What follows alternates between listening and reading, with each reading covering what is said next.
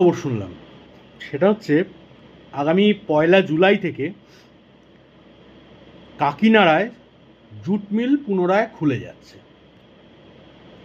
এছাড়াও আমুলের একটা বড় বিনিয়োগ আমাদের পশ্চিমবঙ্গে হবে। ডিফেন্স সেক্টরেও শুনছি নাকি বড় একটা বিনিয়োগ পশ্চিমবঙ্গে হবে। এবং পশ্চিমবঙ্গে যেসব শিল্পের জন্য নেওয়া জায়গাগুলো যেগুলো পরিত্যক্ত হয়ে পড়েছিল, সেই সব জায়গাগুলো, বিশেষ করে সিঙ্গুর বা আদার্স যেসব শিল্পের জন্য নেওয়া জায়গাগুলো কিন্তু শিল্প হতে দেওয়া হয়নি গত 15 বছর, সেই পরিত্যক্ত জায়গাগুলোতেও নতুন নতুন শিল্প নিয়ে আসার চিন্তাভাবনা করা হচ্ছে। ভারতীয় জনতা পার্টি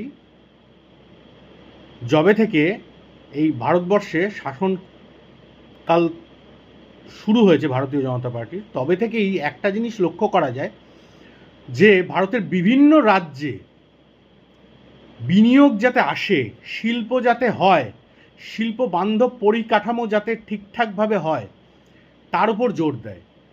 পশ্চিমবঙ্গে এতদিন পর্যন্ত কোনো পরিকাঠামোর দিকে নজর দেওয়া হয়নি, কিন্তু ভারতীয় জনতা পার্টি আসার পর আমরা আশার আলো দেখছি। এবং বিধানসভায় যেসব বিল পাস হচ্ছে বা যেসব নিয়ে আলোচনা হচ্ছে, তাতেও যাতে পশ্চিমবঙ্গ শিল্প বান্ধব হয় সেই নিয়ে অনেক আলোচনাই দেখতে পাচ্ছি। তো আমাদের একটাই চাহিদা, সেটা হচ্ছে যে এই আমাদের পশ্চিমবঙ্গে যে শিল্পের যে কাঠামো, সেই কাঠামো যেগুলো এতদিন পর্যন্ত তৈরি হয়নি, ভারতীয় জনতা পার্টি আসার পর যদি আস্তে আস্তে তৈরি হয়, পরবর্তীকালে যারা আমাদের ছেলে মেয়ে বা আমাদের যারা উত্তরসূরি, তাদের ভবিষ্যৎটা ঠিকঠাক জায়গায় যাবে।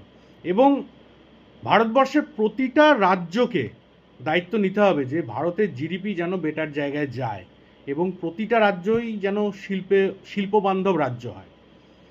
তো ধন্যবাদ আমাদের ভারতীয় জনতা পার্টি সরকারকে, যে পশ্চিমবঙ্গের এই কালচারটাকে চেঞ্জ করা, যে শিল্প বান্ধব যে কালচারটা, সেই কালচারটাকে নিয়ে আসার জন্য। ধন্যবাদ ভারতীয় জনতা পার্টিকে, ধন্যবাদ আমাদের মুখ্যমন্ত্রীকে।